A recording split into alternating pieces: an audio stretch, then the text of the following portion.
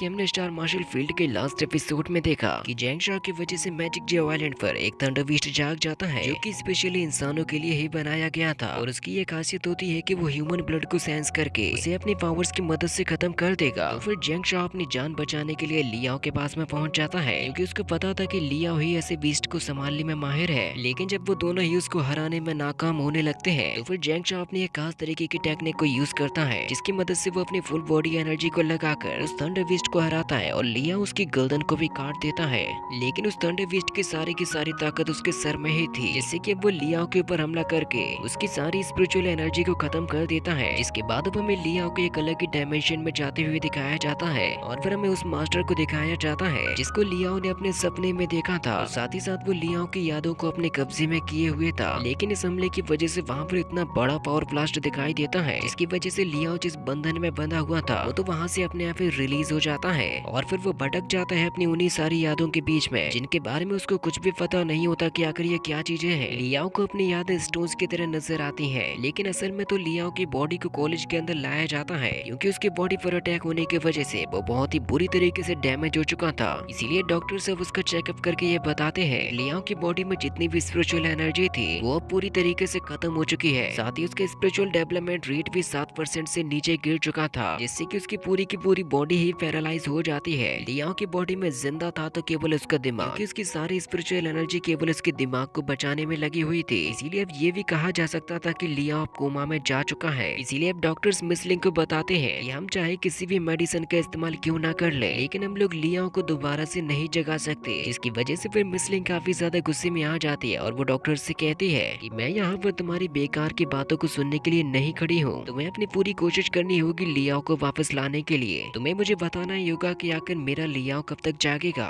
तो फिर प्रोफेसर जी मिसलिंग को शांत कराते हैं और उससे कहते हैं कि अभी हम लोग लियाओ के लिए कुछ भी नहीं कर सकते इसीलिए अभी तुम्हें ज्यादा परेशान होने की जरूरत नहीं है कि मुझे लियाओ से पूरी उम्मीद है और उसके ऊपर भरोसा भी है कि वो बहुत ही जल्द ठीक भी हो जाएगा। जिसके बाद फिर प्रोफेसर जी यहाँ से जाते हुए डॉक्टर से कहते हैं कि आपको तो इस डॉक्टरी में कई सालों का एक्सपीरियंस है तो क्या आप हमें बता सकते हो कि ऐसे केसेस में इंसान कब तक जागता है, उसकी कब तक जागने की उम्मीद होती है। डॉक्टर्स उन लोगों को बताते हैं कि हो सकता है कि ये कल ही जाग जाए और ये भी हो सकता है कि ये कई सालों तक ना जागे क्योंकि इस तरीके के केसेस में कुछ भी कहना सही नहीं रहता। और फिर तभी मास्टर यहाँ पर उस डॉक्टर से कहते हैं मान लीजिए कि अगर लियाओ अभी के अभी यहाँ पर जाग गया तो क्या उसकी पावर्स और उसकी एबिलिटीज अभी भी उसके पास में होंगी। तो फिर डॉक्टर थोड़ा सोचने के बाद में कहते हैं कि मैं इसके बारे में ज्यादा कुछ नहीं कह सकता क्योंकि इसकी स्पिरिचुअल एनर्जी पूरी तरीके से खत्म हो चुकी है इसीलिए इसके पावर्स के लौटने के चांसेस केवल और केवल 1% ही है। जिससे कि वो तीनों ही काफी ज्यादा हैरान हो जाते हैं क्योंकि अगर लियाओ के पास में उसकी एबिलिटीज नहीं होगी तो उसकी लाइफ तो बर्बाद हो जाएगी। तो मास्टर निराश होते हुए कहते हैं कि जब आपने इस बारे में कह ही दिया है तो हम लोग तो इसके लिए कुछ भी नहीं कर सकते और फिर वो यहाँ से निराश होते हुए चले जाते हैं। जिसके बाद फिर मिस लिंग लियाओ की बॉडी के पास में पहुंच जाती है और उससे दुखी होते हुए कहती है कि मुझे तुम्हारे पर पूरा पूरा भरोसा है कि तुम बहुत ही जल्द जाग कर खड़े हो जाओगे और अपनी पावर्स को भी बहुत ही अच्छे तरीके से तुम यूज करोगे। इसके बाद अब हमें लियाओ को उसकी मेमोरीज में दिखाया जाता है और उसको ऐसा लग रहा था जैसे कि वो उस हमले की वजह से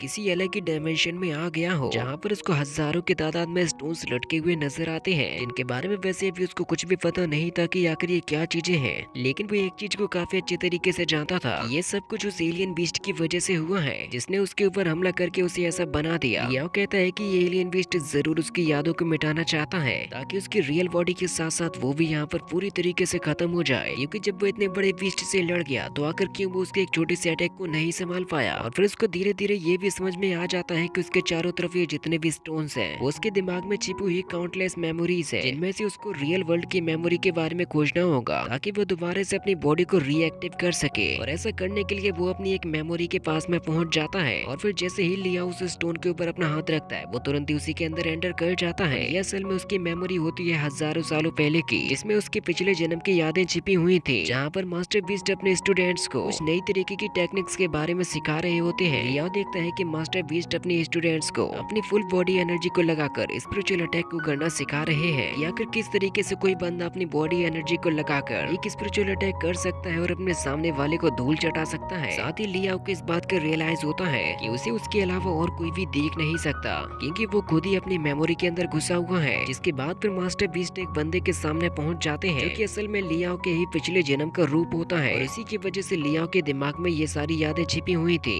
जिसके ऊपर तुरंत ही मास्टर बीस्ट एक काफी पावरफुल अटैक करते हैं, लेकिन लियाओ को समझ में नहीं आता कि आखिर ये अटैक हुआ कैसे, और इसीलिए उसको इस टेक्निक को ठीक तरीके से देखना होगा ताकि वो आसानी के साथ में से सीख सके। लियाओ तुरंत ही उतने ही सीन को रिवर्स करके उसको स्लो मोशन में स्टार्ट कर देता है। साथ ही उसको ये चीज काफी ज्यादा फनी भी लगती है क्योंकि वो खुद अपनी मेमोरी को अपने हाथों से मैनिपुलेट कर रहा था। वो अपनी मेमोरी की स्पीड को कमा सकता है, बढ़ा सकता है, यहाँ तक कि उसको रिवर्स भी कर सकता है। इसीलिए वो टेक्निक को सीखने के लिए मास्टर बीस्ट के पीछे पहुंच जाता है, जिसके अंदर वो सबसे पहले सीखता है कि अपने हाथों तक ऊर्जा को पहुंचाने के लिए अपने पैरों की मदद से एनवायरनमेंट की एनर्जी को खींचकर उसको हाथों तक अटैक करने के लिए पहुंचाया जाता है। और मास्टर बीस्ट दोबारा से जैसे ही वो अटैक करते हैं तो लियाओ को अभी भी ठीक तरीके से दिखाई नहीं देता कि असल में ये अटैक करना किस तरीके से था, क्योंकि इस चीज को स्लो मोशन में देखने पर भी ये काफी ज्यादा फास्ट थी। इसीलिए वो अपनी उसी मेमोरी को बार बार रीप्ले करते रहता है ताकि वो आसानी के साथ में इस टेक्निक को सीख जाए। और आखिरकार काफी सारे ट्रायल्स करने के बाद में लियाओ फाइनली उस टेक्निक को सीख ही जाता है, जिससे कि उसको काफी खुशी होती है कि उसने अपनी मेमोरी का काफी अच्छा इस्तेमाल किया। और इसी के साथ में ये पार्ट भी यहीं पर खत्म हो जाता है। इसका नेक्स्ट पार्ट आप लोगों को बहुत ही जल्द देखने को मिलेगा। साथ ही आप लोग हमारे सेकंड चैनल को भी जरूर से सब्सक्राइब कीजिए।